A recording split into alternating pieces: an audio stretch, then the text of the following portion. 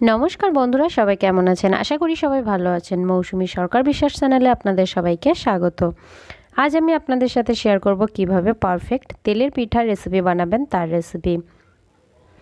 তার জন্য কিন্তু আমি এখানে নিয়ে নিয়েছি চালের গুঁড়ো। আমি চালের গুঁড়োটা বাড়িতে চাল ভিজিয়ে গুঁড়ো করে নিয়েছি। আপনারা কিন্তু চালটা যদি বাড়িতে গুঁড়ো করে নেন তাহলে ভালো হয়। এখানে আমি নিয়ে নিয়েছি 1.5 বাটি আতপ চালের গুঁড়ো, নিয়ে নিচ্ছি ময়দা। আমি কিন্তু একটা বাটির মাপেই এখানে নিয়ে নিয়েছি। আমি এখানে নিয়ে নিয়েছি 1.5 বাটি ময়দা। এবার আমি এর মধ্যে দিয়ে দিচ্ছি লবণ। আমি কিন্তু এখানে একদম সামান্য পরিমাণে লবণ দিয়েছি, আপনারা কিন্তু নিজেদের পরিমাণ মতো দিয়ে নেবেন। এখানে তেলের পিঠা বানাতে গেলে কিন্তু খুব বেশি লবণ আপনারা দেবেন না, 1 চিমটার একটু বেশি লবণ দিয়ে করবেন। এবার আমরা এর মধ্যে দিয়ে দিচ্ছি চিনি। আমি কিন্তু এখানে 1 বাটি চিনি দিয়েছি। আমি মিষ্টির পরিমাণটা একটু কম রাখছি, আপনারা চাইলে কিন্তু এর মধ্যে একটু মিষ্টি বেশি করে দিতে পারেন। আর আমি দিয়ে দিচ্ছি এর মধ্যে 2 বাটি জল। এখানে কিন্তু আমি হালকা কুসুম গরম জল ব্যবহার করেছি। আপনারা কিন্তু এই পিঠাটা বানানোর জন্য অবশ্যই চেষ্টা করবেন হালকা কুসুম গরম জল ব্যবহার করার।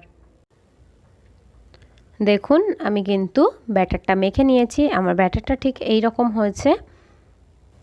আপনারা চাইলে কিন্তু এর মধ্যে সুজিও অ্যাড করতে পারেন। যদি আপনারা সুজি অ্যাড করেন তাহলে এর মধ্যে কিন্তু হাফ বাটি পরিমাণে সুজি আপনারা অ্যাড করবেন, তখন জলের পরিমাণটা আর একটু বাড়িয়ে দেবেন।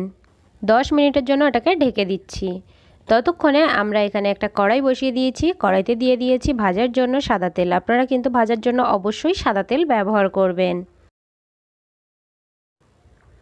তেলটা আমাদের এখানে গরম হয়েছে কি দেখার জন্য দেখুন আমি 1 থেকে 2 ফোঁটা ব্যাটার এখানে দিয়ে দিলাম। ভিডিওটা ভালো লাগলে লাইক কমেন্ট শেয়ার করতে কিন্তু ভুলবেন না। আপনি যদি আমার চ্যানেলে নতুন হয়ে থাকেন, পরবর্তী ভিডিও নোটিফিকেশান সবার আগে পেতে চ্যানেলটিকে অবশ্যই সাবস্ক্রাইব করবেন। পাশে থাকা বেল আইকনটি অন করে অল নোটিফিকেশান অন করবেন। দেখুন আমার কিন্তু এখানে তেলটা গরম হয়ে গেছে। এবার আমরা পিঠাগুলোকে এর মধ্যে ভেজে নেব। আমি একটা হাতায় করে এর মধ্যে কিছুটা পরিমাণে দিয়ে দিচ্ছি। এই পিঠাটা ভাজার সময় আমরা কিন্তু গ্যাসের জোর লো টু মিডিয়াম ফ্লেমে রাখব আর একটু কিছুক্ষণ ওয়েট করব। দেখুন একটু পরেই কিন্তু পিঠাটা এইভাবে ফুলে উঠবে। তখন এইভাবে একটা খুন্তির সাহায্যে আপনারা কিন্তু তেলটা পিঠার উপরে দিয়ে দেবেন। এইভাবে করলে কিন্তু পিঠাটা খুব ভালোভাবে ফুলে ওঠে। আপনারা কিন্তু অবশ্যই চেষ্টা করবেন এইভাবে পিঠাটা বানানোর সময় একটু খুন্তি দিয়ে তেলটা পিঠার উপরে দিতে। দেখুন পিঠাটা কিন্তু আমার পুরো ফুলে উঠেছে আর তেল থেকে ভেসে উঠেছে। এবার আমরা এটাকে একটু ভেজে নেব। আমরা যেহেতু এটা চিনির পিঠা করছি তাই কিন্তু এটা খুব বেশি ভাজবো না, কারণ এটা লাল হলে কিন্তু খেতে ভালো লাগবে না। যেহেতু আমরা এটা চিনির পিঠা করছি তাই আমরা কিন্তু এটা একটু সাদা রাখবো। এটা যদি গুড়ের পিঠা হতো তাহলে আমরা কিন্তু এটা বেশি করে ভেজে নিতাম। দেখুন আমি কিন্তু পিঠাটা ভেজে নিয়েছি। এবার আমি এগুলো তুলে সার্ভ করে আপনাদের দেখাচ্ছি।